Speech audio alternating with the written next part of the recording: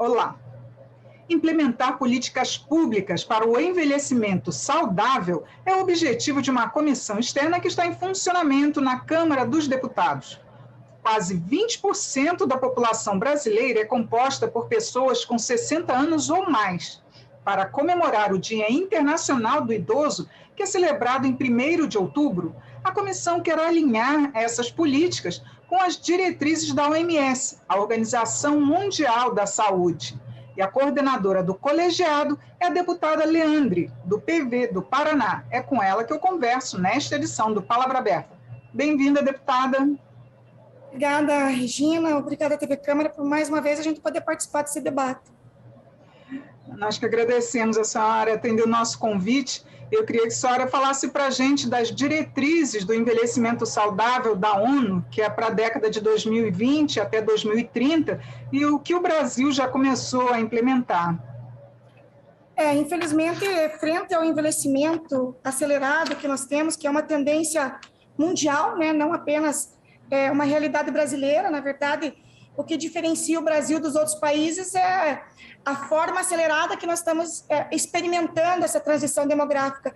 Enquanto países de primeiro mundo, países mais ricos, demoraram algumas décadas, né, para acontecer essa transição, nós estamos passando por um momento que ela é bastante veloz, né, e a faixa etária que mais acaba ampliada é os que têm mais de 80 anos. Isso traz grandes desafios, né, para a política pública de todas as áreas. Você sabe que o envelhecimento tem um impacto muito grande na vida das pessoas, nas funções do Estado. Você precisa pensar novamente políticas que atendam uma parcela da população que está cada dia mais significativa, né? Hoje, nós já temos uma parcela de praticamente 18% de pessoas com mais de 60 anos, e em bem pouco tempo nós teremos mais de 30% de pessoas com mais de 60 anos. E vai ser quase que impossível você negligenciar essa realidade. O problema é que todo mundo quer viver muito, mas ninguém quer ficar velho, né? Por quê? Porque, infelizmente, aqui no Brasil ainda, sinônimo de velhice é sinônimo de inutilidade, né? Não ter serventia. A gente tem uma cultura brasileira que não valoriza as pessoas idosas. Basta a gente ver a realidade de milhões de brasileiros hoje que são abandonados pelas suas famílias, pela sociedade e pelo Estado. Então, a ideia de transformar esse período de 2020 a 2030 na década do envelhecimento ativo e saudável não é sem razão, né? Porque a gente precisa trabalhar com essa tendência e nós precisamos nos preparar o quanto antes, porque está batendo na nossa porta e o envelhecimento da população vai mudar tudo na nossa vida, o mercado de trabalho, o mercado de consumo, né, as relações interpessoais, as políticas públicas de saúde, de educação, de assistência. Se a gente observar também uma outra tendência nacional, que é a redução da taxa de natalidade, a gente percebe que as famílias também, elas cada vez mais, elas têm menos filhos.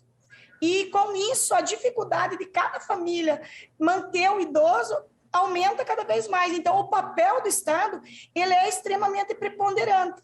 Mas a gente elegeu alguns eixos, né, de trabalho aqui na nossa comissão externa de acompanhamento da década, que tem 4 pilares fundamentais. Primeiro, é o combate ao preconceito etário. A gente sabe o quanto que isso é algo que precisa ser superado, que precisa ser vencido, e tem uma influência muito grande na vida das pessoas idosas.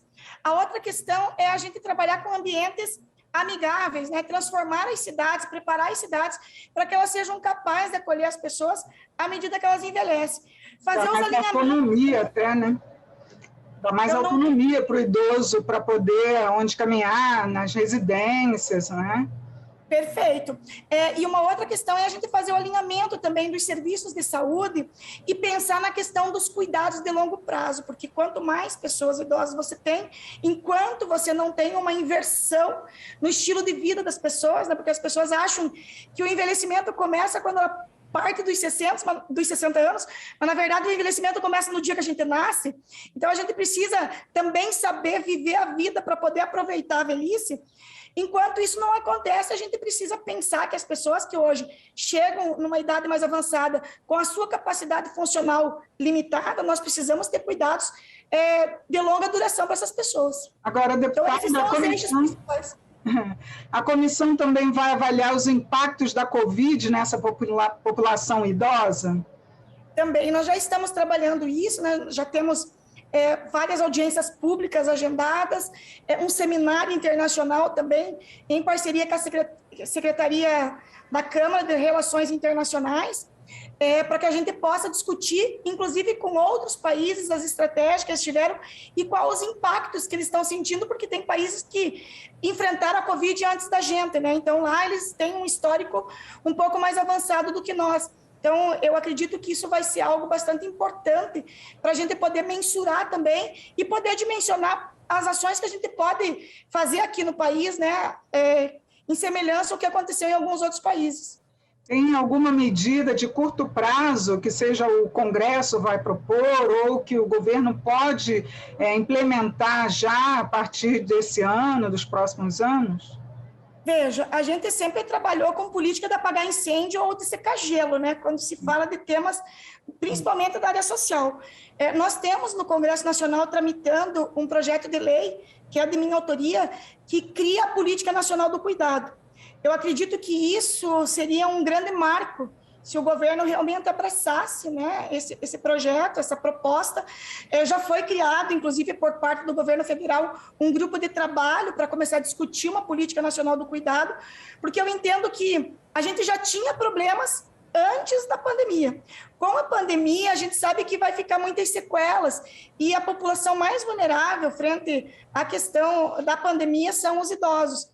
Então, eu acho que assim, ele está pronto já, está esperando uma abertura na Câmara dos Deputados, uma comissão especial para que a gente possa debater isso. A gente sabe que vai enfrentar desafios, porque as políticas públicas, de modo geral, todas elas pregam que elas precisam ser trabalhadas de forma intersetorial.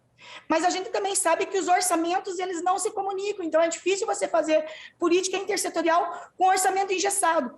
Por isso que esse grupo de trabalho vai poder estudar a quem caberá, né, essa política nacional de cuidado, onde que ela vai ficar alocada, de onde sairão os recursos, embora a gente já gasta recursos hoje com o cuidado, porém de uma forma muito pulverizada. Se a gente concentrar esses recursos e delegar alguém a responsabilidade por esse serviço, eu tenho certeza que os resultados serão muito mais eficientes.